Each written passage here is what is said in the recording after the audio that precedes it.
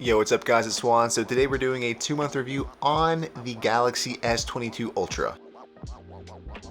So I am finally upgrading my S10 Plus and I'm going from that up to the Galaxy S22 Ultra, and I've had it for a couple of months, and let me assure you, if you are coming from that generation of phone, from the Samsung Galaxy line, this is going to be a substantial upgrade and I think it's going to be well worth your money. Now this phone is definitely going to be very pricey. It's not for the faint of heart. It's going to run you approximately $1,400 depending on when you do end up buying this phone. I bought it at launch. Fortunately, I was able to take advantage of the generous trade-in credit from Samsung for my S10 Plus. It gave me a few $100s to put towards the phone, and then Samsung also gave you in-store credit and such. And if you are getting it at launch, you definitely got the benefits off of that. If you're getting it later on, I'm not actually completely sure what the benefits are post that, but keep in mind that Samsung does move around their offers throughout the year, especially if you get closer to the holidays and so on. Now if you are coming from a 2 to 3 generation jump to the S22 Ultra line, this is definitely going to be a substantial jump.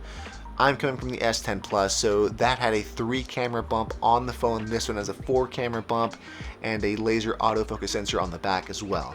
Now this one is also going to be that combination fusion with the Note line of phones, which I'm actually completely okay with. I was always a fan of the Galaxy Note 4, and then I was kind of alternating back and forth between the Galaxy phone and the Note phone and such, so I was always a fan of the stylus pen. So this one having that built-in stylus pen is a game changer. It's really good for editing pictures and or videos. This one's going to be rocking the Snapdragon Gen 1 chip, so it's going to give you the latest processor from Samsung, and I believe they're also dropping an Exynos version depending on what part of the world that you are going to be at. But again, the Snapdragon Gen 1 is going to be on this phone.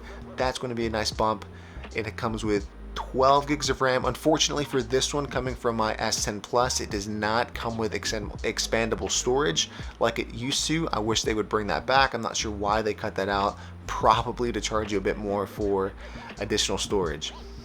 But you do get about 128 gigabytes, or you get that upgraded model on storage, and then I believe that then goes up to like 256, then like 512, and then they do also have a terabyte model worth of storage. I'm planning on picking up the Tab S8 Ultra later in the year, maybe towards the Black Friday kind of time frame. I think at that point you'll be seeing a lot of those offers and such for the tablets and just Galaxy line in general.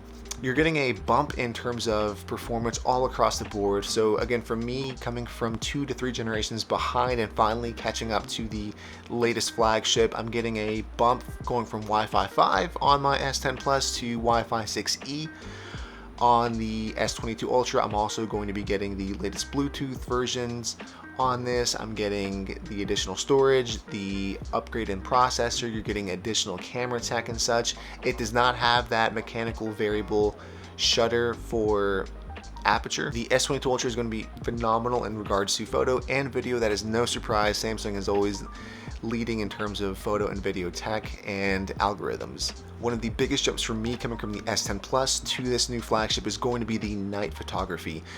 The S10 Plus had decent night photography and had night mode where it did some processing in the background, and through some AI magic wizardry it would make the photo look a little bit better, which is acceptable and fine, but this one definitely beefs up and improves on that for sure. With this phone you are going to be getting Gorilla Glass Invictus Plus, so that's going to be a nice spec bump from the S21 line of Invictus Glass on the phone. Invictus Plus, I believe, has about a 10 to 12% increase in just general scratch resistance. It's not a lot, but it is something.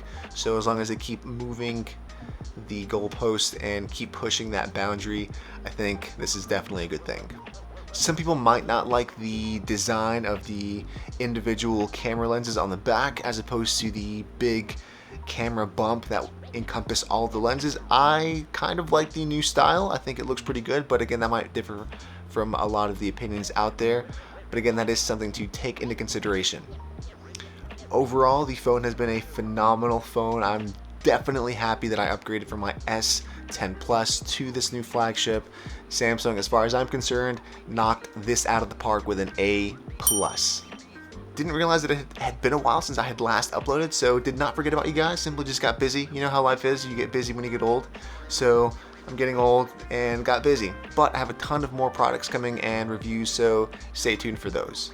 Alright guys, that's pretty much it. If you liked the video, you know what to do. Give it a thumbs up, subscribe if you have not, comment down below as well with any questions or comments that you might have on the Galaxy S22 Ultra or other products that you might want to see in the future. Aside from that, it's Juan, and I'll catch you next time.